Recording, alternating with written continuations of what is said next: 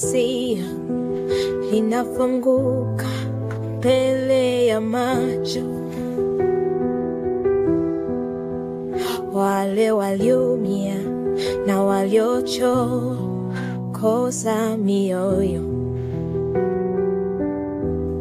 hadithi zao sasa ziko wazi kwa ulimwengu, lakini hadhira ni kimya kama usiku wa mwezi.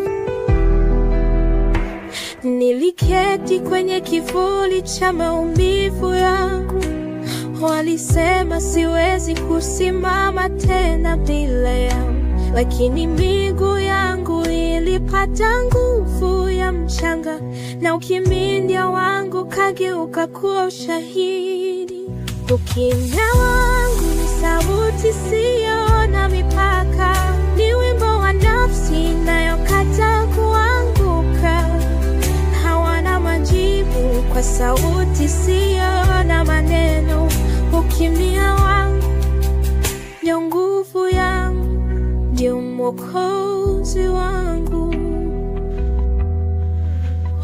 Walisimama kwenye jukwaa na ndevu za majivuno, lakini macho yangu yalisema kile midomo isingesema. Ulimwengu uliona ukweli katika giza la uongo, na ukimya wangu kawa mwanga wa kutosha.